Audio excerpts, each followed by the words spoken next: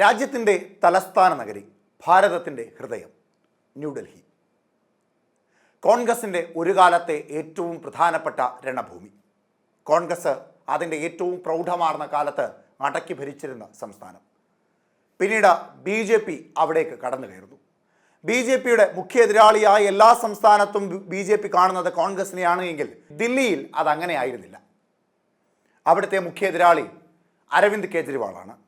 ആം ആദ്മി പാർട്ടിയുടെ നേതാവ് അരവിന്ദ് കെജ്രിവാൾ.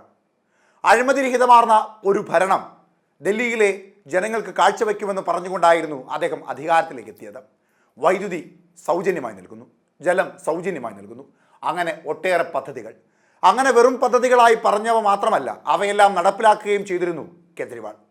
സൗജന്യമായി പലതും ലഭിക്കുന്നതിൻ്റെ ലാഘവത്തിലോ അല്ല അരവിന്ദ് കെജ്രിവാളിനോടുള്ള ഒരു വിശ്വാസത്തിലോ ജനങ്ങൾ ആം ആദ്മി പാർട്ടിക്ക് വോട്ട് നൽകി.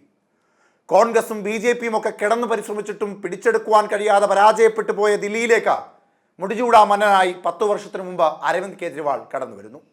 നിമിഷ നേരം കൊണ്ടായിരുന്നു ആം ആദ്മി പാർട്ടിയുടെ ദില്ലിയിലെ വളർച്ച. ആർക്കും പിടിച്ചു കെട്ടാൻ കഴിയാത്തത്ര കരുത്തോടെ, അത്രമേൽ ഉയരത്തിൽ ആം ആദ്മി പാർട്ടിയും അരവിന്ദ് കെജ്രിവാളും വളർന്നു. പിന്നീട് അങ്ങോട്ടുള്ള 10 വർഷത്തേക്ക് ആരും ദില്ലിയിലേക്ക് തിരിഞ്ഞു നോക്കേണ്ടി വന്നില്ല.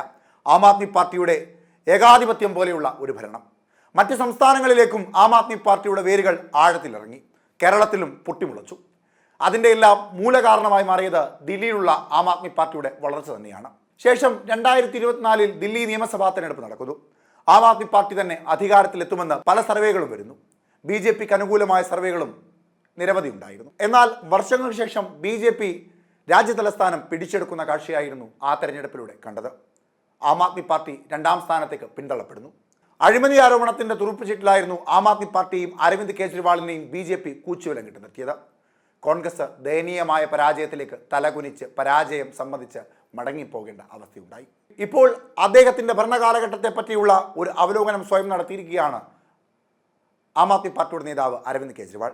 കഴിഞ്ഞ 10 വർഷത്തിനിടെ ആം ആദ്മി സർക്കാരിൻ്റെ ഭരണകാലത്ത് ഡൽഹിയിൽ വൈദ്യുതി മുടങ്ങിയിട്ടില്ലെന്ന അവകാശവാദവുമായാണ് ആം ആദ്മി പാർട്ടി ദേശീയ കൺവീനറും മുൻ മുഖ്യമന്ത്രിയുമായ അരവിന്ദ് കെജ്രിവാൾ രംഗത്തെത്തുന്നത്.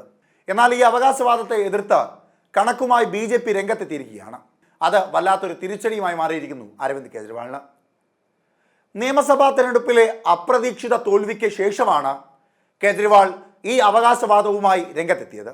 കഴിഞ്ഞ 10 വർഷമായി ഡൽഹിയെ വൈദ്യുതി മുടക്കത്തിൽ നിന്ന് മോചിപ്പിച്ചത് തൻ്റെ സർക്കാരാണെന്ന് മുൻ ഡൽഹി മുഖ്യമന്ത്രി എക്സ് പോസ്റ്റിലൂടെയാണ് വ്യക്തമാക്കിയത്.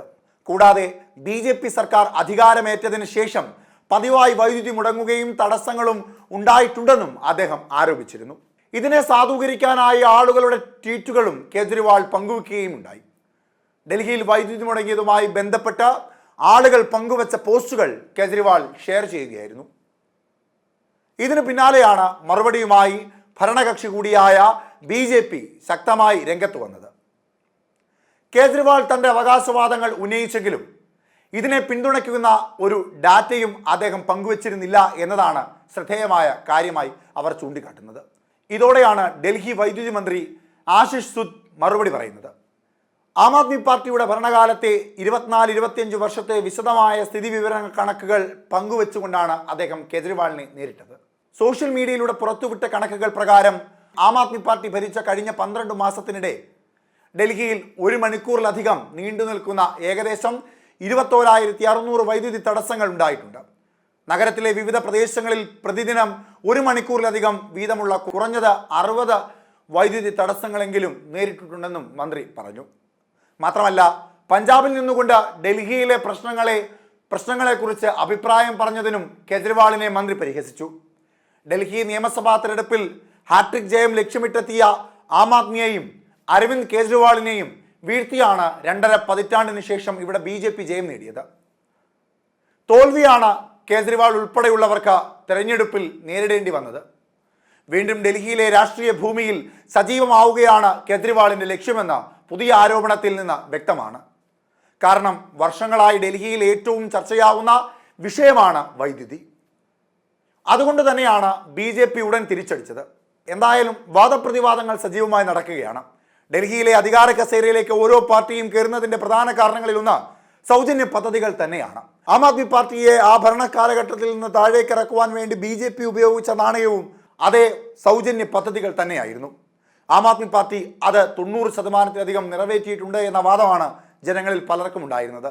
എന്നാൽ ആം ആദ്മി പാർട്ടി നൽകിയതിനേക്കാൾ വലിയ സൗജന്യ പദ്ധതി BJP നൽകുകയും അങ്ങനെ ജനങ്ങൾ ഒന്നടങ്കം BJP വോട്ട് ചെയ്യുകയും ചെയ്തു എന്നാണ് ഡൽഹിയിലെ വിജയത്തെ തുടർന്ന് രാഷ്ട്രീയ നിരീക്ഷകർ പറയുന്നത്. അതുകൊണ്ട് തന്നെ BJP നൽകിയിട്ടുള്ള ആ സൗജന്യ പദ്ധതികൾ കൃത്യമായി പരിപാലിക്കേണ്ട ഉത്തരവാദിത്വവും BJPക്കുണ്ട്. ഇല്ലായെങ്കിൽ വരാൻ പോകുന്ന നിയമസഭാ തെരഞ്ഞെടുപ്പിൽ വലിയ പരാജയത്തിലേക്ക് BJP കൂപ്പുകുത്തുവാനുള്ള സാധ്യതയും ഏറെയാണ്. അതുകൊണ്ട് തന്നെയാണ് അതൊരു തുറുപ്പ് ചീട്ടായി ഉപയോഗിച്ചുകൊണ്ട് അരവിന്ദ് കെജ്രിവാളും ആം ആദ്മി പാർട്ടിയും BJPക്കെതിരെ കടുത്ത ആരോപണങ്ങളുമായി രംഗത്തെത്തുന്നത്. അതിന് ചുട്ട മറുപടി BJPയുടെ ഭാഗത്തു നിന്നും തിരികെ നൽകുന്നുണ്ട്. എന്തായാലും ജനങ്ങൾ തീരുമാനിക്കണം കാര്യങ്ങൾ ഓരോന്നും ശ്രദ്ധയോടെ.